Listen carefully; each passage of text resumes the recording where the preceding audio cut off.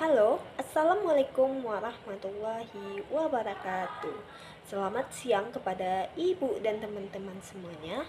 Sebelumnya perkenalkan, nama saya Anissa Ahyatul R, mahasiswa ilmu hukum dengan NIM 253690003. Pada kesempatan ini saya akan mempresentasikan artikel konseptual yang berjudul Penegakan Hukum dan Akses Keadilan dalam Perspektif SDG 16, tantangan dan upaya mewujudkan keadilan bagi seluruh masyarakat Indonesia.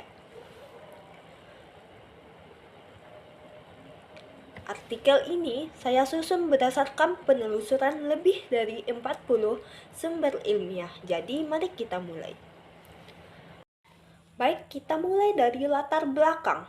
Pada tahun 2015, sebanyak 193 anggota PBB menyepakati sebuah kerangka pembangunan global yang kita kenal sebagai SDGs, Sustainable Development Goals, dengan target rampung di tahun 2030. Nah, dari 17 tujuan yang ada, SDG 16 menjadi salah satu yang paling krusial karena ia menyasar terwujudnya perdamaian, keadilan, dan kelembagaan negara yang tangguh serta akuntabel. Lalu, bagaimana posisi Indonesia? Secara konstitusional, Indonesia menyatakan diri sebagai negara hukum atau Rechtsstaat, sebagaimana tertuang dalam pasal 1 ayat 3 Undang-Undang Dasar 1945. Namun, dan ini yang menarik, jurang antara idealisme dan realita di lapangan masih sangat lebar. Warga dari golongan ekonomi lemah, mereka yang tinggal di kawasan terpencil, masih berjuang keras hanya untuk mendapatkan akses layanan hukum yang layak, baik itu pendampingan advokat, persidangan yang terbuka, maupun penyelesaian sengketa yang terjangkau. Dari sinilah muncul pertanyaan mendasar yang ingin dijawab oleh artikel ini. Sejauh mana sistem penegakan hukum dan jaminan akses keadilan di Indonesia telah sejalan dengan SDG 16? Faktor apa yang menghambatnya dan bagaimana solusi konseptualnya? Pertanyaan inilah yang akan kita telusuri bersama. Selanjutnya, tujuan penulisan. Artikel ini diarahkan untuk mencapai 5 tujuan utama. Yang pertama, itu mengkaji secara komprehensif kondisi penegakan hukum Indonesia dalam cerminan SDG 16.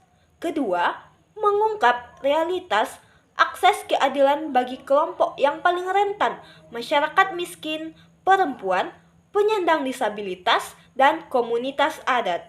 Yang ketiga, mengidentifikasi bagaimana korupsi menggeroti fondasi sistem hukum dan kepercayaan publik. Keempat, mengkaji urgensi reformasi peradilan dan langkah pembaruan kelembagaan yang nyata-nyata dibutuhkan. Dan yang kelima, menilai peran strategis pendidikan hukum dan masyarakat sipil dalam mendorong terwujudnya SDG 16. 5 tujuan ini yang akan menjadi benang merah pembahasan kita. Kita masuk ke bagian inti, ringkasan pembahasan. Ada 5 poin yang saya bahas dalam artikel ini. Yang pertama itu poin A, kondisi penegakan hukum Indonesia. Berdasarkan Rule of Law Index yang dirilis World Justice Project tahun 2022, Indonesia berada di peringkat ke-67 dari 140 negara. Ini menunjukkan masih banyak pekerjaan rumah yang harus diselesaikan. Korupsi dan penyalahgunaan kekuasaan sudah lama mengendap dalam sistem hukum kita. Reformasi 1998 memang membuka ruang pembaruan, tapi perubahan yang mengakar berjalan jauh lebih lambat yang diharapkan. Yang kedua, poin B, akses keadilan bagi kelompok rentan. Secara normatif, kita sudah punya Undang-Undang Nomor 16 Tahun 2011 tentang bantuan hukum. yang mewajibkan negara menanggung biaya pendampingan hukum bagi warga miskin. Tapi di lapangan, LBH Jakarta tahun 2020 menemukan kenyataan yang berbeda. Prosedur pengajuan yang rumit, anggaran yang sangat tidak sebanding dengan kebutuhan, dan distribusi organisasi bantuan hukum yang masih menumpuk di kota-kota besar.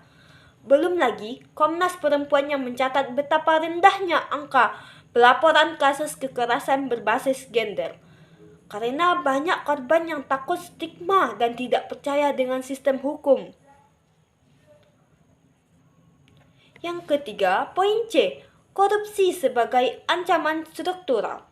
Indonesia mendapat skor 34 dari 100 dalam Indeks Persepsi Korupsi versi Transparency International tahun 2022.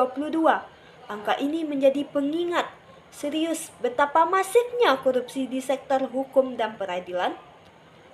Praktik suap dan jual beli putusan menanamkan satu persepsi yang sangat berbahaya bahwa keadilan hanya bisa dibeli oleh mereka yang punya uang atau koneksi. KPK sendiri menekankan perlunya digitalisasi layanan peradilan, transparansi harta kekayaan pejabat, dan penanaman nilai anti korupsi sejak rekrutmen. Yang keempat, poin D, reformasi peradilan. Asidik tahun 2010 menegaskan bahwa reformasi harus menyentuh 3 lapisan sekaligus. Lapisan struktural, menata ulang manajemen lembaga peradilan. Lapisan instrumental, memperbarui aturan prosedural. Dan lapisan kultural, membentuk ulang mentalitas aparat hukum. Mahkamah Agung sudah meluncurkan terobosan seperti e-court dan aplikasi SIPP untuk transparansi perkara. Tapi efektivitasnya sangat bergantung pada infrastruktur dan literasi digital yang sayangnya masih belum merata antar daerah. Yang kelima, poin E, pendidikan hukum dan masyarakat sipil. Raharjo mengingatkan kita bahwa budaya hukum masyarakat adalah faktor penentu yang paling sering diabaikan dan dalam diskusi reformasi hukum. Sistem terbaik pun tidak akan berfungsi jika masyarakat tidak tahu hak-hak mereka. LBH Jakarta selama beberapa dekade sudah membuktikan peran besar masyarakat sipil, mendampingi ribuan warga, mendorong perubahan legislasi lewat advokasi, dan menyuarakan kelompok yang selama ini tidak terdengar. Kita sampai di bagian penutup, simpulan dan rekomendasi.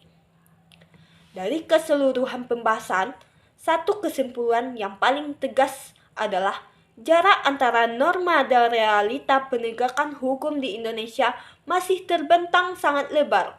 Korupsi yang mengakar, ketimpangan layanan hukum antara kota dan daerah 3T, serta lemahnya pengawasan internal. Semuanya menjadi tembok struktural yang mendesak untuk segera diruntuhkan.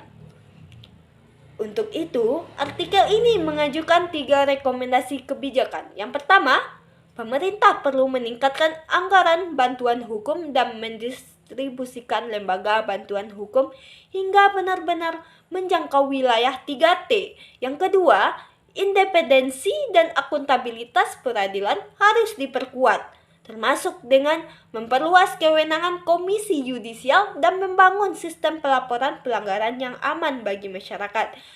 Dan yang ketiga, program pendidikan hukum masyarakat harus dirancang sistematis, menyasar kelompok yang paling rentan melalui kolaborasi aktif antara pemerintah, perguruan tinggi, dan masyarakat sipil.